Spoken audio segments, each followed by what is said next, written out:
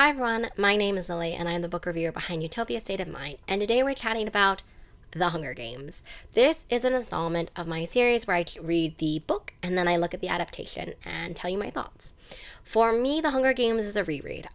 When did I read this first? I read this first probably shortly after it came out, so I have not read this for decades. So while it was a reread, it also felt like a new read because it has been so long since I read it. For a little bit of storytime context, I only ended up reading this because my dad recommended it to me. My dad listened to this book on audiobook. He always listens to an audiobook when he drives. And he was like, I think you really would enjoy this. I think you should read this. And I did. This is not my copy because when I read this, I only owned library. Well, I didn't own library books. I only read via the library, and I saw this in a used bookstore and decided to pick this up and read it. Reread it. And then actually, when I visited my dad, I decided to rewatch the movies. So I'm going to be chatting about how I felt about this book on reread, and then obviously how I thought about the actual movie. I have a ton of thoughts. So maybe get yourself a drink and go down nostalgia lane with me. So one of the first thing that I thought about this was the bond of sisterhood is obviously a huge theme in the Hunger Games. It's also a huge theme in the series and also the movies. And so I was thinking about this because I decided to finally do this because I had been chatting with some people that I know, friends of mine, and they were like, oh, I was reading The Hunger Games, and I realized as an adult how intense and awful and dystopian it was versus when I read it as a kid. And that person was also saying when she read it as a kid, she was like, oh, I was lost in the action, lost in the adventure, lost in like, what if I was Katniss, right? Whereas reading this as an adult, I realized how messed up what they have done is. And what I thought was interesting about that is when I first read this, and also when I reread this, I was not caught up in the action and the adventure. I always have seen this as a super, super dystopian book, which is what it is. It's a dystopia. I've always seen this as a dystopia and always seen this as kind of like the power dynamics of oppression, specifically in spectacle as well. And so that was something as well that I was thinking about when I was reading this and rereading it, was the way that they're used as kind of a way to squash rebellion. I'm currently also reading a Ballad of Songbirds and Snakes with the same person. We're doing a little mini book club with a few of my friends. And so I'm seeing right now the evolution of the Hunger Games, specifically to what we see it somewhere closer to this, and also the way that each of these decisions that the game makers and the Capitol have made are very calculated in order to make it a spectacle, to make it as devastating as possible. And while there is more sheen to the Hunger Games as we know it from this book versus Ballad of Songbirds and Snakes, which I'm pointing to over there, which you cannot see, it still retains that essence of cruelty. It's a punishment, right? It feels like, okay, it's a punishment to get chosen and also potentially die, mostly die. But it's also a punishment games. It's a punishment spectacle, something that is designed for fear. And, as the original trilogy delves more into it and they delve into taking back that spectacle, taking back the fear and all of those things in calculated ways, it's something that is very much evident in the original trilogy as well, is that it is meant to squash the hope, just hope, I guess, but squash the hope of further rebellion because of what happened in the past. And so, for example, how no one claps when she volunteers is obviously a huge moment because every district specifically looks at the Capitol and looks at the Hunger Games differently. We're talking about careers who are from other districts who are growing up trying to succeed in these games, and they treat it like that. And obviously in District 12, they treat it like this, where no one is clapping for her. Specifically, I just finished the scene of Ballads and Songbirds and Snakes where their tribute is chosen from District 12, and so you can see how different that is. I'm not going to spoil anything, but you can see how different that is.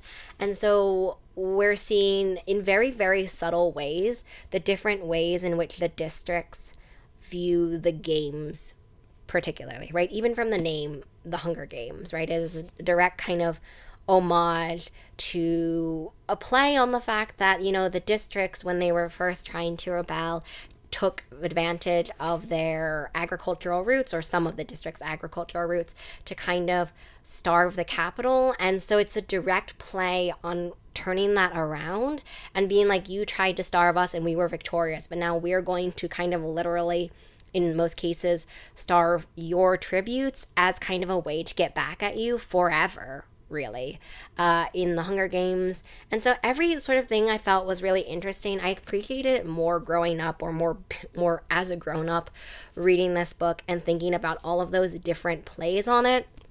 I'm annotating my copy of Ballad and Songbirds and Snakes before I pass it on to my friend, and kind of pointing out the little things that I'm reading and noticing. So I really did enjoy this reread from that perspective. I'm thinking about rereading the other two. My life is driven by, specifically my bookish reading life is driven by kind of like, what can I read? What can I review? What can I give people's, my opinion on for you all? And so if you're interested in me rereading those ones, then let me know. But otherwise, I probably won't, because there's not really anything that I'm not really sure if you would be interested in seeing that. And so I probably won't do that. What else? Oh, what I want to chat about, and I guess a foreshadow that I want to talk about later, is in the first book, they talk a bunch more, not a huge bunch, but a bit more, how she has to be, or Katniss has to be, the head of the household at age 11. How the death of her father impacts her mother and impacts the family more, the depth of their starvation and destitution because of this, how close they always are to true, like, death, I guess, with even in District 12, not just starvation, but also the livelihood which is stolen from them with his death, which is something that you only see little snippets of in the movie, which I will talk about later, but it's more prominent in this one. And I had memories when I was reading this one of being like, oh yeah, like all of these things, you don't get a sense of that in the movie, but you do in the book. And what I thought as well that was interesting when we first see Peeta giving Katniss the bread is that a theme of the danger of kindness is sort of introduced, which is something that, see over and over and over again in the whole trilogy.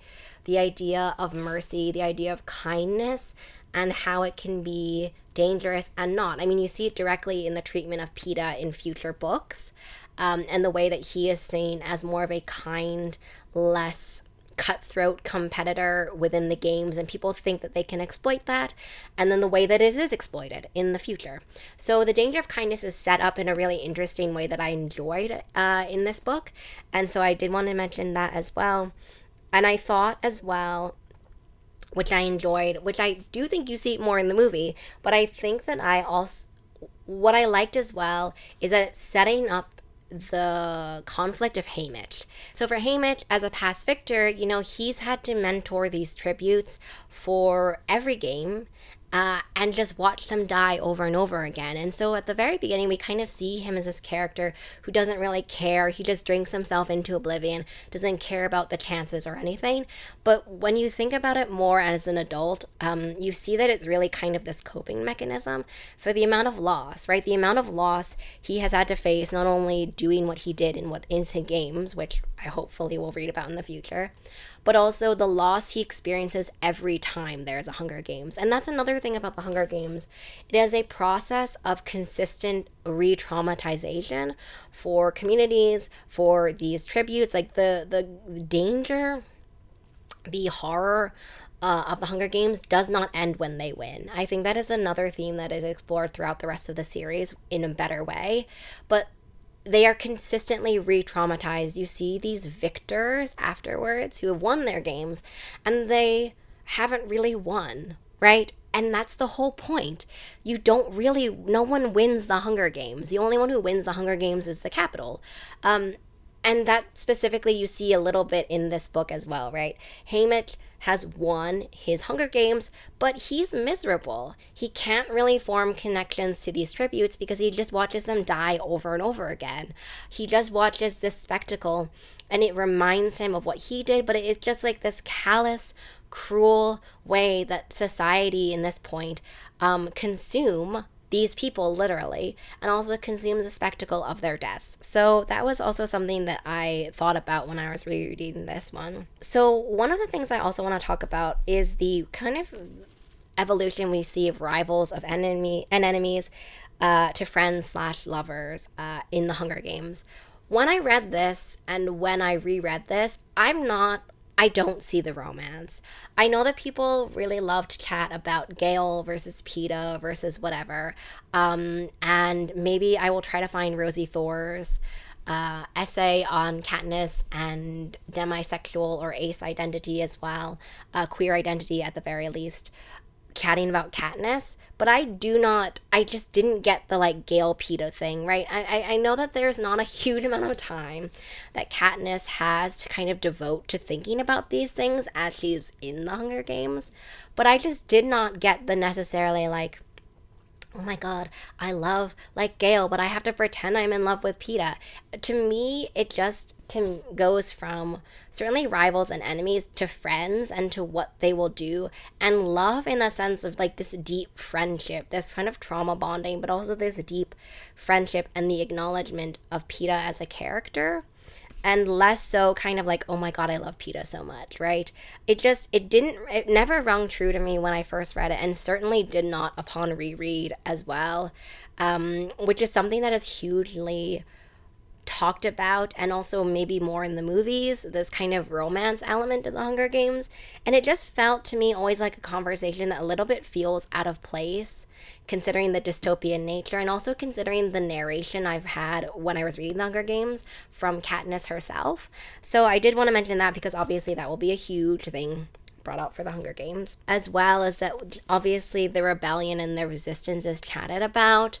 I think that the conversations about not wanting to lose yourself and a trust and not showing the creators of the game of the games that they don't own them, and having this small act of rebellion even as they're faced with their potential demise, to me was a little bit more better developed in this book. Specifically also Peeta. I feel like Peeta's character in the first movie does not get as much development as he gets here. To be fair, he doesn't get like a huge amount of development, but I do think Peeta as a character here is more well-rounded and more insightful than the Peeta is who is in the actual movie. I think we can also say spoilers are ahead, obviously, for this because this has been out long enough. I feel like after a certain point, spoiler warnings aren't necessary anymore. I remember I was talking to some people about Little Women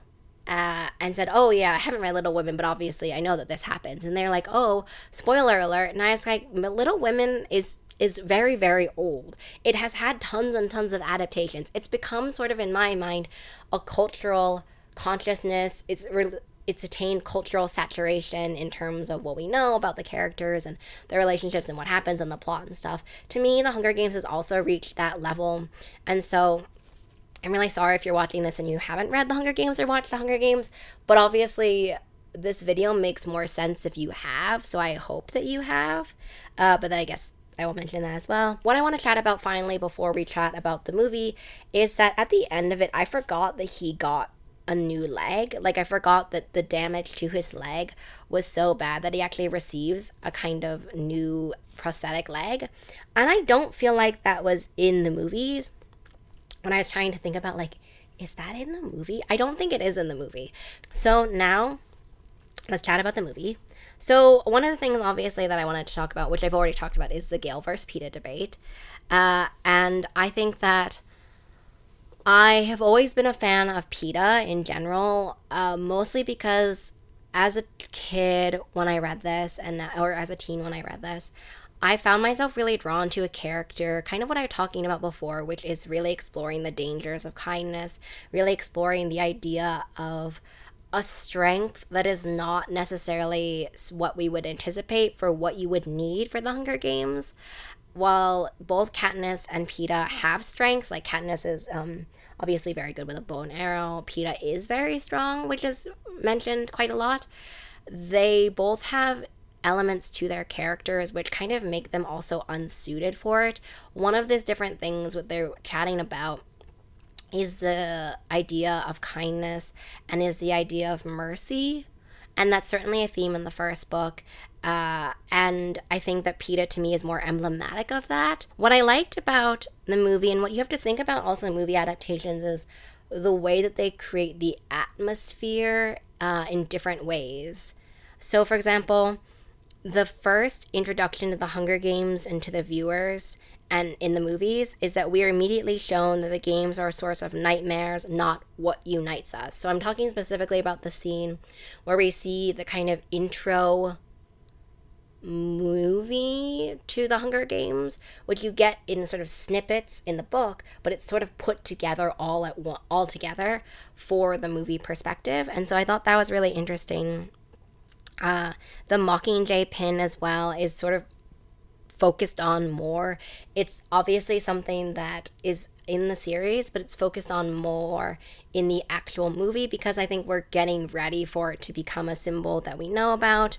And so, as I said as well, we don't know in the movie as much about how much Katniss has had to become the guardian figure, the source of leadership for her whole family.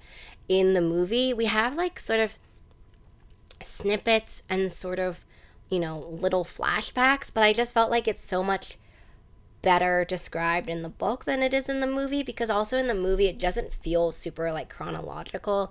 It feels very purposely used, whereas in the books it does feel a little bit more organic. And so we don't really understand it until she's saying goodbye to her mom and she's kind of like, Mom, you have to hold it together.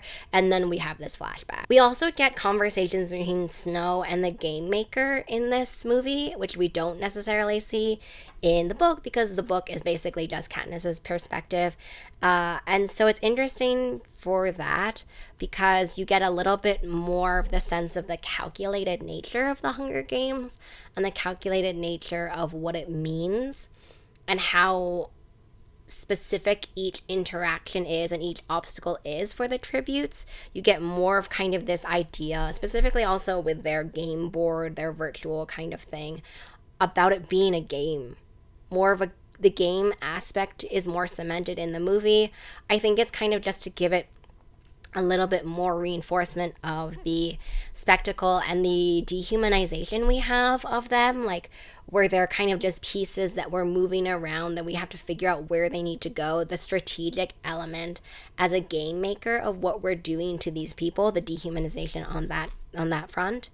And so another thing as well, which is cemented in the movie too, is kind of this idea of likability, the idea of the popularity contest in reality or in relativity to the actual like game part in terms of the survivability. We have popularity and survivability, and so trying to make Katniss more likable. I think that's a theme also in the book, but I think it hits harder in the movie. I think more likely because we can see the visual component of it and the way that she really has to manipulate her face and her mannerisms to enact that illusion.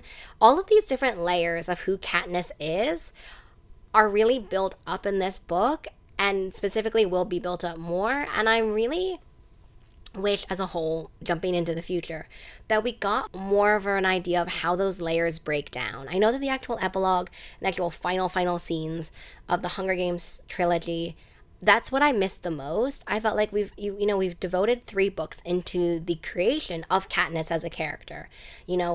There's Katniss, and then there's the person she has to be for her family, the person she has to be for the games, the person she is around other people, when she becomes the Mockingjay, when she becomes this emblem of resistance.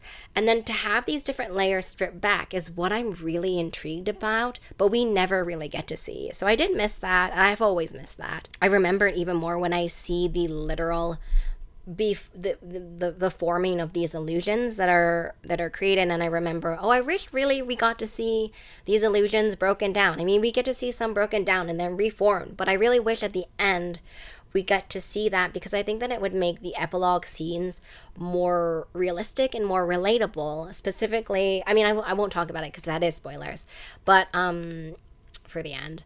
But I really wish that we were able to see those things broken down more, because to me, seeing a rebel, seeing a hero being formed is something I've seen a lot. Seeing a hero being broken down, seeing a rebel being broken down, asking what happens afterwards, that's where I'm intrigued. That's where I'm trying to figure out what has this done to a person. And those are really where I wish that we had gotten more information. I understand that it's a trilogy, and also the last part of the book has a lot of stuff in it as well. But I would have loved to see, honestly, a fourth book where we chat specifically about that, and about how somebody becomes a non-hero or becomes their normal self again. Oh, obviously, also what is interesting about the movie, and also knowing from the fact that I've seen the movies before, read the books before, is the reality, the latter scenes of the movie, to me more so than the book, but also a little bit of the book, you don't really understand what the significance of what Katniss has done till the end. It reads way more ominous in the movie, because I think the color palette, to me specifically at the end, just feels really cool toned. But you don't really Katniss, since we're reading in her perspective, the movie opens it up a little bit more, but for Katniss and her perspective, we really see how she's just focused on survival. And in the movie, we're allowed to see a little bit more about what she's done, what the significance of this book and what the significance of her Hunger Games have been. And I think we see that more with the looking at Snow and being like, you have to shut this down. She is the spark and she cannot be allowed to ignite. And I do like that we see that in the movies, because it obviously is really setting up the second movie and setting up the second book as a whole, which I think the second book doesn't do as much, just because we're so thoroughly in Katniss's perspective. Specifically as well about that, the morphine twist, or the twist about the game maker as well, and his demise, and his ultimate failure, and the way that nobody wins in the Hunger Games, even the game maker in this sense, obviously is way more present in the movie, as I've said as well, that we're allowed to see in the movie versus in the book. One thing I was thinking about as well when I was watching this movie is no one really explains the mechanics of the game. Like, for example, when at the end of this, or towards the end of the movie, when they're like, oh my god, just put these dogs in, right? They're like, oh yeah, sure. And then they put up these kind of AI hologram dogs, and boop, and then the dogs just appear. Or the manipulation of the arena, to me, doesn't really, I struggle with it. I understand it's a dystopia, so I'm obviously suspended my disbelief, but I'm kind of like, are the dogs AI? Are the dogs just down below waiting for them to pop up whenever you want? Are there other things downstairs under the arena that are waiting to pop up? The actual mechanics of the game, I guess because Katniss doesn't know, are never really described to us, and also in the movie. So I saw that and I was like, okay. I'm also suspend my disbelief, but it is kind of just just flowers, dogs, fire, which will come, but fire, whatever. And so I do wonder from a reader perspective how they make this happen. Are they just not real? Are they in a simulation? I had to turn my brain off at that point to be like, okay, just enjoy the movie. This is a movie. I do want to mention as well that Peeta does not lose his leg in the movie as far as we can see. So that is something as well, a very specific detail that is not brought to it. I guess, how do I feel about this as a whole? In general, I feel like this adaptation is pretty close to what it is. I cannot remember if they stay as close in the second and third book. I will be filming a reaction of me reading Ballads of Songbirds and Snakes, and also me watching that movie, or I was going to, but let me know down below if you want to see that. So, as I said, I'm not going to necessarily continue doing it with the Hunger Games trilogy, but I was thinking about doing it for that one, so as I said, let me know down below. I have felt, in general, if I had to sum up my thoughts, that the movie does a really interesting job at showing the scope of things, seen beyond the first perspective that we have for Katniss. Not only, for example, we see scenes of Gale looking at the Hunger Games, and like Gale's, Peeta and Katniss and then Gale. So I think that those kinds of things are designed to further the narrative Gale Peeta love triangle. But I do really enjoy the looking at the Capitol, looking at Snow, looking at the inner workings of the games and the game mechanics, the game masters, to understand more of the things behind it. And so ultimately, as a whole, I do think that this adaptation brings an interesting lens to it. A very subtle, not super, super in your face lens, but a little bit of a subtler kind of like things are happening. You don't know it yet, but things are going to happen and things are happening that I did enjoy versus in the book, because the book is only Katniss. So that was ending my huge, huge rambling about the Hunger Games and the Hunger Games book to film adaptation. Please let me know down below if, as I said, if you're interested in the Ballads of the Songbirds and Snakes, or if you're interested in any other book to film adaptations or book to TV show, are there book to games? Anyway, adaptation thoughts. I hope you have a really great rest of your reading day, week, month, and year, and I will see you in the next video.